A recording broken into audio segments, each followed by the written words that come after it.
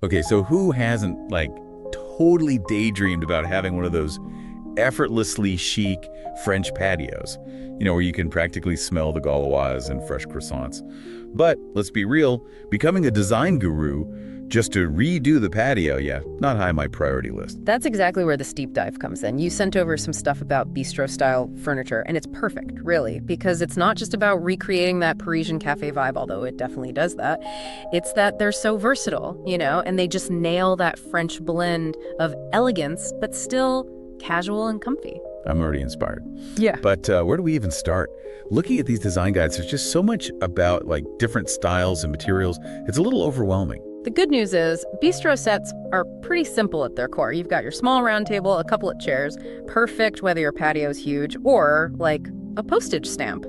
But choosing the materials, that's where the fun starts. Okay, I'm here for a little fun. The guides mention wrought iron and wood as the classic choices, but they don't really get into why. It's all about the feeling. Wrought iron, especially black or those muted pastels, bam, you're in a Parisian cafe. Timeless, romantic, those scrollwork details, gorgeous. Confession, I might be already browsing online for Parisian cafes, trying to figure out shipping costs for a table. Can't blame you. But here's a design secret. The French, they're cool with imperfection. A little chipped paint on the wrought iron that just adds character, a story, I like that. Permission to not be perfect. Now, on the flip side, there's wood, and that seems like a totally different vibe, right? 100%. Wood is warm, rustic. It's the French countryside, vineyards, that sun-drenched farmhouse you dream of escaping to. Okay, now I'm picturing myself with rosé in a lavender field. But I'm guessing there's more to it than just any old wooden table, right? Well, you got it. You want pieces with some soul. Weathered finishes, natural textures, a knot here, an imperfection there. It's the lived-in look that makes French style so effortless. So basically, our patio furniture can have some personality. I can work with that. Now, one thing that's got me curious, the guide talks about mixing and matching materials. Is that a design no-no, or...? It can be amazing. A rustic wood top, but with those elegant wrought iron chairs, unexpected. Adds personality, visual interest. French style's all about that high-low mix, rustic and refined. It's about what feels right, not some rule book. It's funny, right? We think we need a million rules to get a look, but it's more about that curated but personal feel, which, speaking of, the design guides are all about cushions. It's like bistro chairs were made for a good cushion upgrade. Totally. They've got the charm, but comfy, not so much. Cushions are how you get that French art vivre, that art of living where comfort and style aren't enemies. Makes sense. Can't exactly enjoy a long lunch if you're perching on a hard chair. Okay, so spill the secrets. Chic A&D comfortable cushions, how do we do it? Natural fabrics, keep the colors calm. Linen, cotton, those are your friends. Think beiges, grays, or those soft, almost faded pastels. Your cushions should whisper, not scream. So smart. But would a vintage rug clash with a more modern bistro set, like those Tolix ones that are so trendy now? Good point. It highlights something key about French chic. That tension between, different elements. A vintage rug, especially one with a worn-in pattern, it actually elevates a sleek set like that. That unexpected combo just works. Okay, I'm sensing a theme here. Embrace the unexpected. Now, placement seems key, too. Bistro sets feel like one of those things it works for, like a big patio or a tiny balcony. You're right, and that's partly why they're such a great place to start if you want that French feel. They're chameleons, They adapt. Okay, so how do we use that chameleon power? Any placement tips to amp up the French factor? It's about little moments, visual treats. Imagine your bistro set tucked into a corner with greenery all around. Maybe there's a breeze, you've got a book, a glass of wine. Hold on, booking a flight to Provence. Seriously, that's the dream. Right. Or put it by an herb garden. Imagine stepping out your door to the smell of lavender, rosemary. It's about all the senses. True. We've been visual so far. Yeah. But scent is huge for setting a mood. What else can we do senses-wise to get that French feel? Sound. People forget about sound. A little fountain, even a bird bath with that trickling water sound. So soothing, so peaceful. It's like creating your own little escape. And speaking of escape, let's talk lighting. Because nothing says enchanting evening like some string lights. Ooh, yes, string lights. It's crazy how something so simple can transform a space. Instant magic. Exactly. And you've got options these days. Classic bistro look. Go for those warm Edison bulbs. Want something whimsical. Fairy lights. And placement is key. String them across the patio, around trees, even weave them through plants if you're feeling it. Exactly. Now, about those finishing touches, an outdoor rug is key. Like visually defining the space, making it feel like an outdoor room. Right, what kind of rugs work best? Depends on the overall vibe. If you're going rustic, maybe a botanical print or geometric, but in those muted colors. And for Parisian chic? Stripes or subtle geometric patterns. Something durable for the outdoors, but don't stress about wear and tear. A little fading just adds to that, like lived-in charm. You know, it's funny, even just talking about a faded rug makes me feel effortlessly stylish. This whole embrace imperfection thing is powerful. They're onto something, that's for sure. It's all about spaces that are stylish and welcoming. And speaking of welcoming, have you thought about a pergola or awning? Oh, for sure. A pergola with vines. Yeah. So romantic. And a striped awning. Paris, here we come. And practical. They offer shade when it's hot out. It's like having an extra outdoor room, letting you enjoy the space more. Yeah, it's like bringing the best of indoors out. But, like you said, thoughtfully. Now, what about small patios? Rugs, pergolas, fountains. That's a lot to cram in. That's where the French really know how to edit, you know? Being intentional with what you choose matters. You don't need tons of space for that chic feel. Even just one perfect bistro set styled right can turn a little balcony into a Paris moment. It's not about square footage, it's about the mood. And one thing I loved in the guide was embracing the seasons. Yes. The French get that. The beauty of change, letting your space evolve. It's like your patio needs a whole wardrobe change.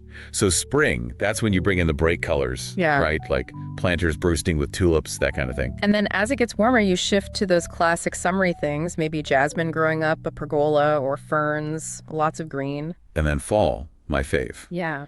Those cozy colors, some pumpkins, maybe a fire pit as it gets chilly in the evenings. And don't forget cozy blankets for when it gets cold at night. Imagine it, curled up with some tea and a good book, leaves turning colors. See, this is what I love about the whole French approach. It's not just a picture-perfect patio that never changes. It's about a space that's alive, that's inviting all year round. Exactly. And it should be personal. So if you're starting your own French-inspired patio journey, remember to have some fun. Experiment. Mix things up. Trust your gut. It's your patio, your escape, your own little French haven. And hey, who knows? Maybe a little imagination and a well-placed bistro set is all it takes to start living that art de vivre. Cheers.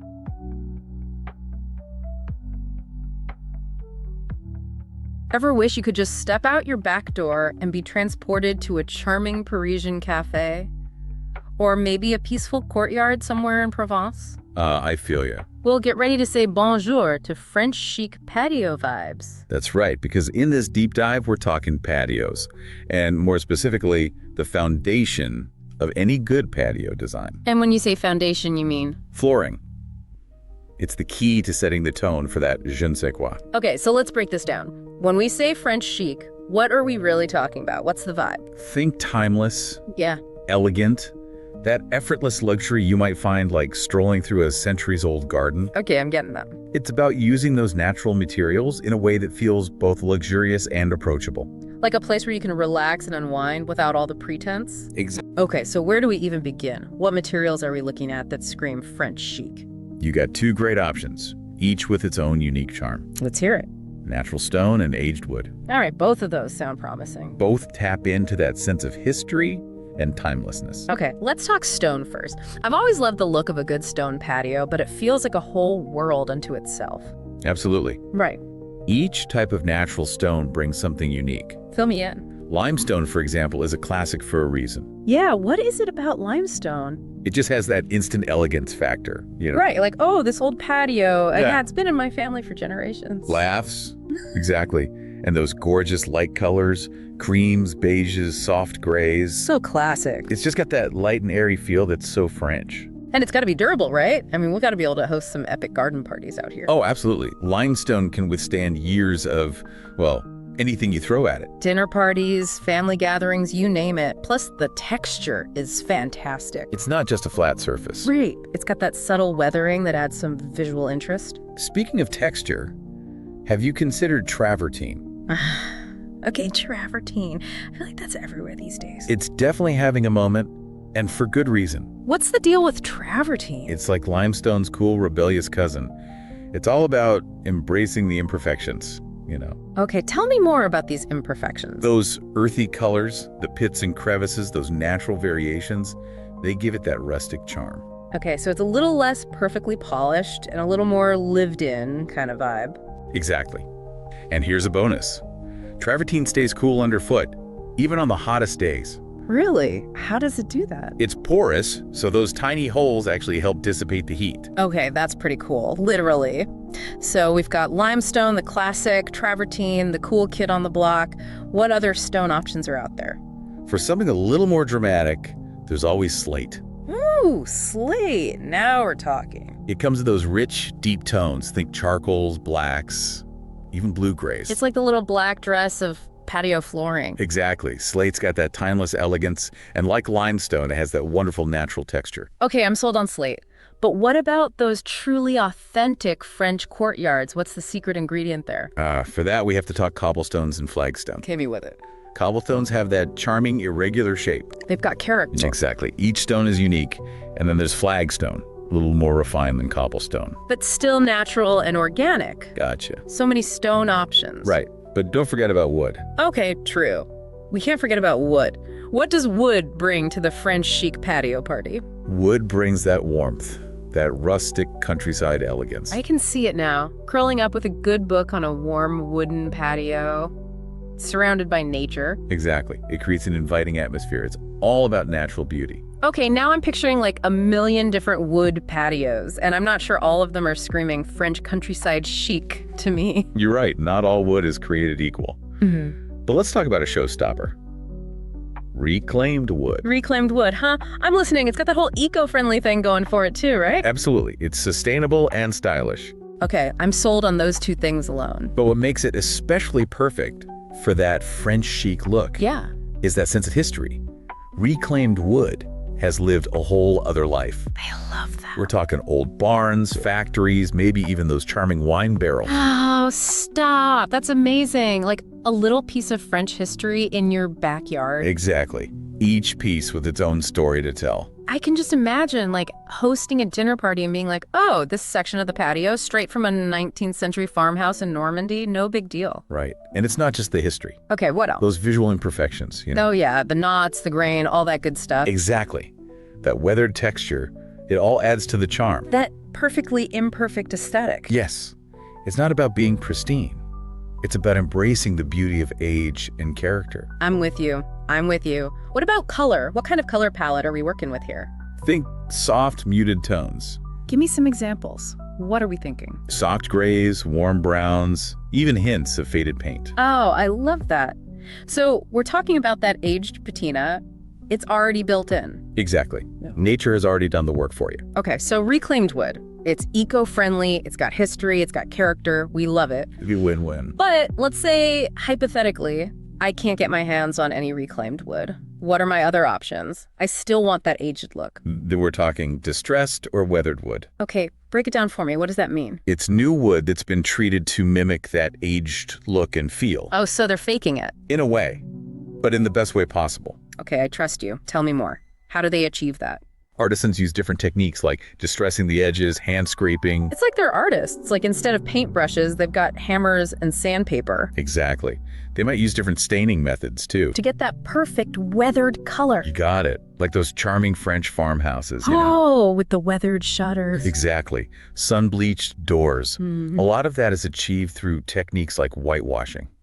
Or just light washes of stain. Exactly. Light gray, blue-gray even. Effortlessly chic, right. That's the goal. Okay, before we move on, you mentioned hardwood decking before. What about that? Yes.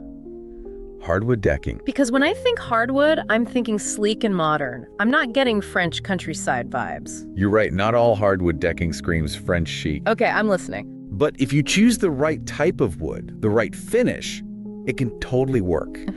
All right, what are we thinking? Teak and cedar are two good options. Okay, yeah. Those are classics. They're super durable, Practical. naturally weather resistant, and they have that timeless elegance that we're looking for. So they'll withstand the elements, but still look good doing it. Precisely. What about the finish, though? Because you can't just slap any finish on there, right? You're right. The finish is key. Avoid anything too glossy or modern looking. We're not going for that showroom shine. It's definitely not. Look for matte or satin finishes. So the wood still looks like wood. Exactly. Or even a light stain, something that lets that natural grain shine through. Gotta let the wood age gracefully, right? Exactly. Just like everything else in a French chic space. Yeah, this is all great info, but I'm kind of a rule breaker by nature. So what if I want to mix and match a bit? Can I do stone and wood and still get that French chic vibe? Mix and match. Now you're speaking my language. I knew you'd be on board. You can absolutely combine stone and wood and still get that French chic look. In fact, it's a great way to add even more depth and personality to your patio. Okay, because I was thinking that too, like how do we make it extra special? French chic is all about layering, texture, creating that certain je ne sais quoi. And mixing materials, especially stone and wood for flooring, that's where it's at. Okay, paint me a picture. How do we do this without it looking like we just threw a bunch of random materials together? One approach. You could use stone for your main seating area, kind of like that grounding element. Okay, I like that. And then use wood to define other areas, like a walkway or a dining space. Oh, I see. So it's like zones. Exactly. Imagine this. Beautiful limestone for the main area, right? I'm picturing it. Surrounded by a border of reclaimed wood planks. Or you flip the script. Okay, how do we flip it? Wood for the main area, and then you create a border with cobblestones or flagstones. It's like a tapestry of textures. I love that. So we're getting all those different materials, all that visual interest, but it still feels cohesive. Exactly. Because it's all about creating that flow, that sense of harmony. That the French do so well. It reminds me, we haven't really touched on that whole indoor-outdoor flow that's so essential to French design. Such a good point. The French are masters at blurring those lines between inside and out, making the outdoors feel like a true extension of your home. Exactly. And I mentioned our flooring choices play a big role in that, right? Absolutely. Imagine you have these gorgeous wood floors inside your home. Okay, I've got those. Check. Now picture extending that same wood, or even a complementary stone, onto your patio. Ah, I see what you're saying. It creates this visual connection. It ties those two spaces together. Exactly. So you have that seamless flow. And that brings us to something else we haven't talked about yet. The story. The story! Ooh, I love a good story. Think of it this way. Every design choice tells a story. Your patio flooring is no exception. Okay, I'm intrigued. So what kind of story do you want your patio to tell? Good question. I've never thought about it like that. Right. Do you want to evoke the grandeur of a French chateau? Ooh, fancy. Or maybe the rustic charm of a Provençal farmhouse? See, now you're speaking my language. Each material, each combination tells a different story. And the beauty is, you get to decide. It's like choosing the theme for your patio. Exactly. What kind of atmosphere do you want to create? It's not just about what looks good, it's about what feels right. And those materials, that natural stone, that aged wood, they come with stories of their own. It's true. That history, that patina, it's all part of their character. And you get to add a new chapter. I love that. Okay, so as we wrap up this deep dive into French chic patios, what's the key takeaway for our listeners? It's simple. Choosing the right flooring is about more than just aesthetics. It's about creating the foundation for your outdoor space. Literally and figuratively. Exactly. Embrace natural beauty, texture, the passage of time. Choose materials that speak to you, that tell your story. Beautifully said. And to our listeners out there, as you embark on this journey of creating your own French chic oasis, remember, what story will your patio tell? All right, so French chic patios, huh? I'll be honest. When I first saw this topic, I thought, well, okay, maybe a tad niche. And hear me out on this. Diving into your sources, it's way more than just like a shopping spree for your backyard. It really is, yeah. The cool thing is how it ties into this bigger design idea, like embracing the imperfections, the history, those well-loved pieces. It's less about nailing a look and more about capturing a feeling. Which, if we're being real, is kind of intimidating, right? Right, yeah. Like, how do you even design for a feeling? That's where your sources come in, actually. They give some great starting points. French chic isn't as vague as it sounds. Think like natural materials, a muted color palette, and those vintage accents we'll dig into. Okay, so those are the basics, but then the magic that comes from those vintage pieces, they're what bring that instant sense of time, of a story. Exactly, and this is where it gets cool for sustainability too, which I know you're all about. Oh, 100%. Repurposing, breathing new life into old pieces, that's huge for me. It's about consuming consciously. Plus, you get this uniqueness you just can't buy new. Every piece has its own story, its own personality. Okay, so how do we find these vintage gems? The sources mention 6 specific categories of antique or vintage accents. And I love how they describe them, instead of just saying vintage garden furniture, they paint this picture of a wrought iron table, dappled sunlight. And you can practically hear the glasses clinking, right? The laughter, it's evoking that whole mood, the experience. Yes. Okay, let's break these categories down. Starting with that vintage garden furniture, what should people look for when sourcing pieces? Well, flea markets, antique shops, always a good bet. Estate sales, too. Amazing deals there. Don't forget online marketplaces. I found some amazing pieces online. Absolutely. But online or in person, with vintage furniture, especially something like ironwork, think about structural integrity, right? A little rust, character, but you don't want it crumbling when you sit. So true. We get caught up in the look and forget the practical side. Exactly. You got to have that eye for balance, beauty, and function. Speaking of function, I love that this whole approach is big on repurposing. You don't need to buy a designated plant stand, right? Nope. Got an old wooden ladder in the garage, fresh coat of paint, boom, rustic chic plant stand. See? I love that. Look at what you already have. Yeah. Way more satisfying and sustainable than just buying new. Resourcefulness, creativity, it all shines through, even in the small details. Okay, so vintage furniture, check. What's next on our French chic must-have list? Well, a patio needs planters, right? And antique ones. So much character. Oh, for sure. That weathered terracotta pot overflowing with lavender. It's like being transported to the French countryside. Exactly. And your sources mentioned a few specific types to look for. Terracotta, for sure. That patina is gorgeous. But also stone urns. Those add a touch of grandeur, especially if you have the space. Oh, I can picture it now, flanking a set of French doors, ivy cascading down the sides. See? And then you've got ceramic planters. So many styles and sizes. When it comes to authenticity, look for those little imperfections in the glaze, the color variations. Shows it was made by hand, adds to the charm and the value. And best bets for finding them. Flea markets, antique shops, of course. But honestly, don't rule out salvage yards. A salvage yard? Now that's an idea. Okay, what else is on our list for that French chic vibe? So next up, your sources mentioned vintage lighting. And okay, honestly, that's like the mood setter, Yeah. Even with gorgeous furniture, the lighting makes or breaks the vibe. 100%, yeah. It's amazing how much lighting transforms a space. And with French chic, it's all about a warm, inviting glow, right? Right, so we're not talking like harsh fluorescence here. Yeah. More like what antique lanterns, that aged brass finish. Spot on. And those lanterns, super versatile. Hang them, put them on tables, group them for drama even. Grouping, I like it. Your sources mentioned a wrought iron chandelier too, if your patio allows. Right. Chandelier for that wow factor. Imagine those flickering candlelight shadows on the walls. So romantic. But my patio's more cozy balcony than sprawling terrace. Any tips for a smaller space, folks? Scale is key then. Instead of a chandelier, maybe vintage sconces, those wall-mounted ones. Elegance without hogging space. Sconces. Genius. Okay, picturing it now. Flanking a vintage mirror. Which, speaking of repurposed vintage items, this is where it gets fun, right? Totally. Let that personality shine. Your sources had that example, the old wooden crate as a coffee table, maybe some paint or a stencil on it. DIY magic. And budget-friendly too, which we love. It's not about spending a ton, it's that creativity, Exactly. And so many possibilities. Think like an old window frame leaning against the wall, instant French farmhouse vibe, or mismatched vintage plates, boom, wall display. Yes, you could even use those plate hangers so you don't damage the wall. These sources are a goldmine of ideas. It's about seeing potential, One person's junk is another's French chic treasure. Okay, next up, and this is a fave of mine, vintage mirrors. Something about a mirror with a past, Totally. Mirrors are like portals, right? And practically. Amazing for making a space feel bigger. Always a plus, especially on a patio. Especially for us cozy balcony dwellers. Yeah. Your sources were into those weathered, ornate mirrors, those distressed frames. Exactly. The detail on those frames is incredible. Those carvings, maybe some peeling gilt.